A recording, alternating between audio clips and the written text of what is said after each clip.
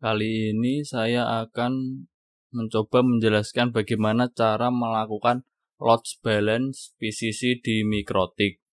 Di sini saya menggunakan dua sumber internet. Yang pertama saya namai ISP1, yang kedua ISP2. Nah, yang ISP1 ini saya menggunakan IndiHome, sedangkan ISP2 ini saya menggunakan HP yang jaringannya 4G, kemudian dikonekkan ke STB, baru dari STB ke Mikrotik.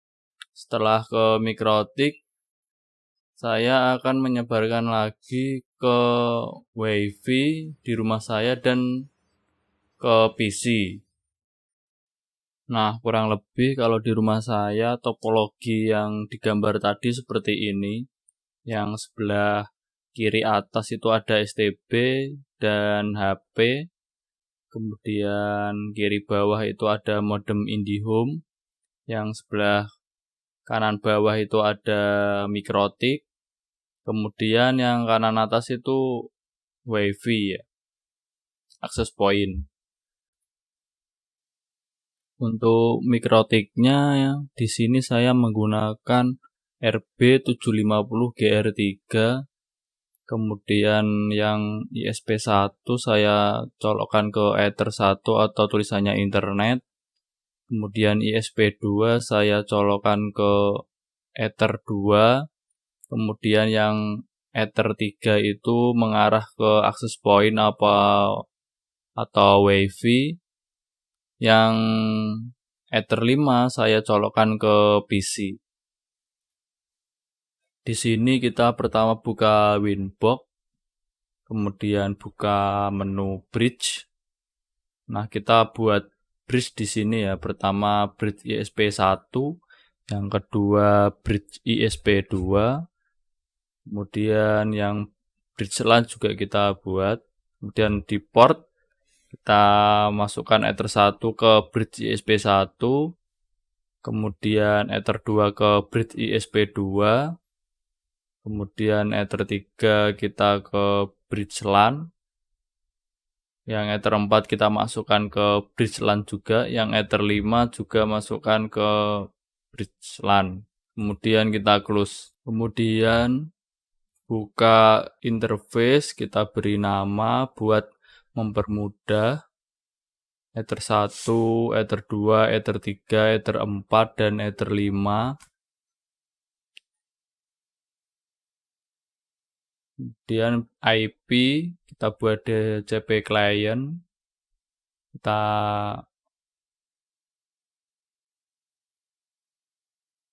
plus, kemudian interface kita ganti ke bridge ISP1, default root-nya kita buat no, kemudian kita copy saja. Interface-nya kita buat bridge ISP2, route-nya juga no, dan apply.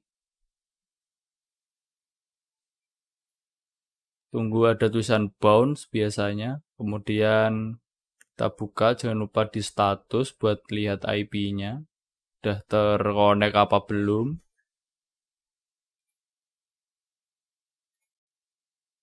Kemudian buka DNS. Nah, di sini saya menggunakan DNS Google. Dynamic service-nya itu default dari bawaan ISP biasanya. Allow remote-nya dicentang. Kemudian buka firewall. Nah, kita buat NAT. Chain-nya SRC NAT. Output interface-nya kita buat bridge ISP1. Kemudian exit-nya kita buat masquerade. Kemudian apply, kita copy. Out interface-nya kita buat ISP2. Kemudian exit-nya sama masquerade kita apply. Kemudian OK. Dan kita OK juga. Kemudian menu IP kita pilih route. Nah, di sini kita akan buat route. pencet plus, kemudian gateway-nya kita buat 192.168.1.1, ini ISP1, cek gateway-nya kita buat ping, distance-nya 1, dan kita beri komen biar mudah, dan apply oke. Kita buat lagi untuk ISP2, gateway-nya kita buat 192.168.10.1, cek gateway-nya juga ping, distance-nya 2, karena buat cadangan kita beri komen ISP2 dan oke, dan apply, dan kita oke. Nah, di sini kita coba ping Google untuk mengecek jaringan. Di sini kita sudah bisa terkoneksi ke internet.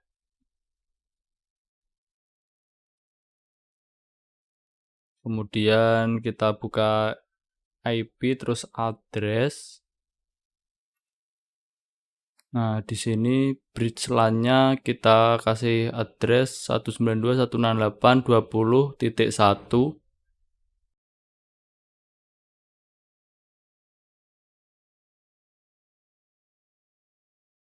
Kemudian kita close, kemudian IP lagi, kita buat DHCP server agar yang di LAN bisa mendapatkan IP. Kita next saja, dan kita next lagi, kita next, dan kita next.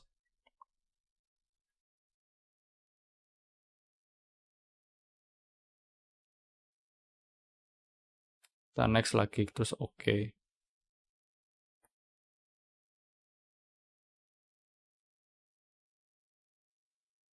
Nah, di sini kita coba buat ping CMD, ping ke Google ya. Di komputer sudah mendapatkan IP dan bisa ping ke Google. Kemudian buka IP, menu firewall, kita buat address list yang mengarah ke jaringan lokal dengan nama client plus ISP. Yang pertama ISP1 192.168.1.0/24. Kemudian kita apply, kita copy dan menggantinya dengan ISP2 10.0/24. Kemudian buat lagi yang mengarah ke jaringan LAN atau WiFi dengan 20.0/24, kemudian apply oke. Kemudian kita buat mangle plus, chainnya pre-routing, komennya kita beri nama bypass buat mempermudah penamaan saja. Kemudian destination address listnya kita buat client plus ISP. Actionnya kita buat accept, kemudian apply, terus oke. Kemudian kita buat lagi chainnya input, ini interface-nya kita ganti bridge ISP1. Kemudian actionnya kita buat mark connection, new connection marknya kita buat baru dengan nama koneksi ISP1, passwordnya kita centang, apply oke. Kita buat lagi, ini interface-nya kita buat ISP2. Actionnya sama, new connection marknya kita buat ISP2, passwordnya juga centang, apply, kemudian OK dan OK.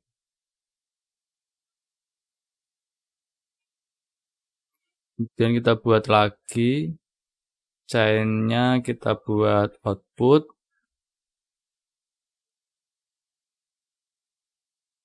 connection marknya kita buat koneksi ISP1, actionnya kita buat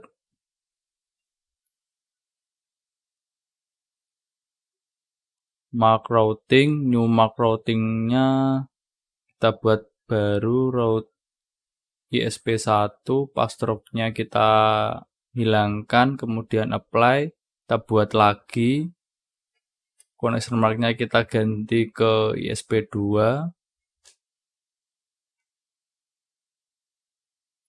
terus actionnya kita buat baru, new routing marknya ganti ISP2, kemudian apply, kemudian OK.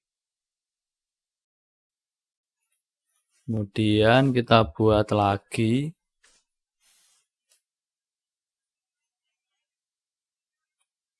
chainnya pre-routing, kita buka advance, SRC addressnya kita buat client plus ISP, destination addressnya kita buat client plus ISP, tapi tanda serunya diaktifkan, PCC-nya boot address and port kita tulis 3/0, ekstranya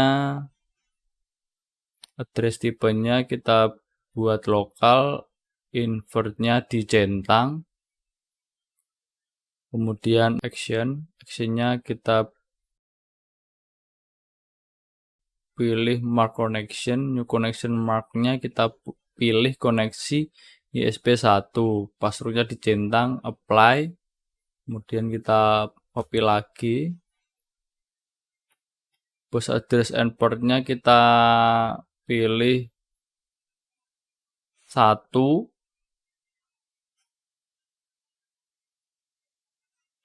kemudian koneksi ISP-nya buat 2, kita apply,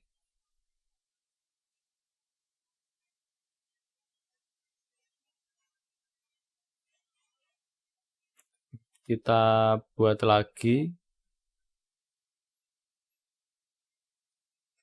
kita ganti ke 2,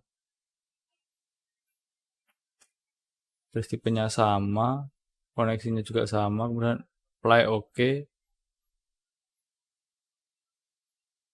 dan kita buat lagi, chainnya pre-routing, connection marknya pilih koneksi ISP1, advance kita pilih client plus ISP, destination address client plus ISP kita tandai tanda seru, artinya bukan, terus kemudian actionnya kita pilih mark routing, new routing marknya kita pilih route ISP1, kemudian kita cek lagi, kemudian apply, kita copy lagi, pre-routingnya kita sama, koneksi ISP2 nya kita ganti di connection mark, advance-nya kita sama, action kita ganti route ISP2, apply OK. Kemudian kita pilih IP, kemudian route. Nah, kita buat baru di sini. Gateway-nya kita buat 192.168.1.1, cek gateway-nya ping, destination-nya 1, routing mark-nya route ISP1, kemudian kita kasih komen ke ISP1, apply, kemudian kita buat lagi, copy, gateway-nya kita ganti yang dari ISP2 10.1, cek gateway-nya ping, destination-nya kita ganti 2, route ISP-nya kita ganti ISP2,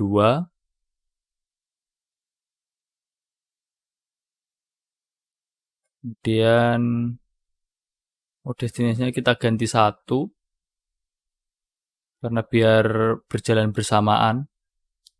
Kemudian kita kasih komen ke ISP2. Kita apply, oke. Sekarang kita coba analogikan kalau ISP-nya berjalan 1. Kita matikan dulu yang ISP2. Kita tes speed. Kalau ini kita gunakan 1 ISP saja ya.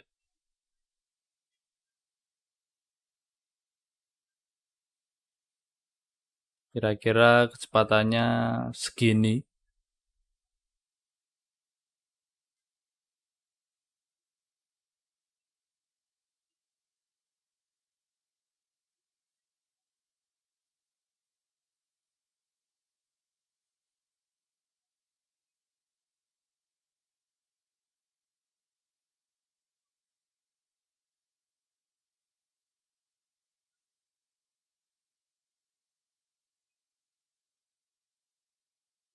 Kita dapat kecepatan 20, upload 8,61. Nah, sekarang kita coba kalau pakai ISP2. Nah, di sini saya pakai IM3.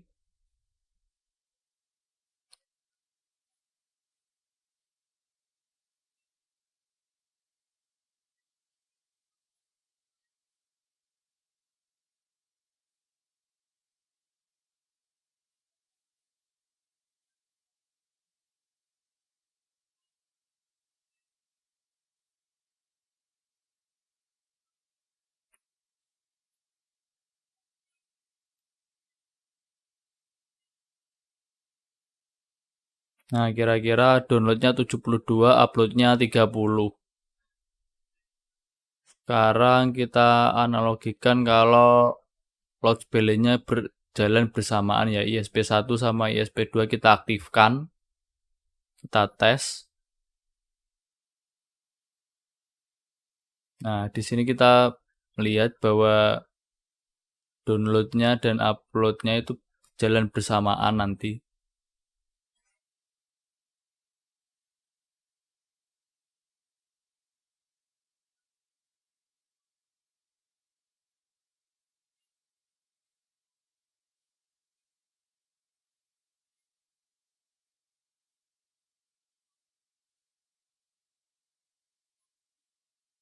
Nah, kira-kira downloadnya dapat 104 dan uploadnya 35.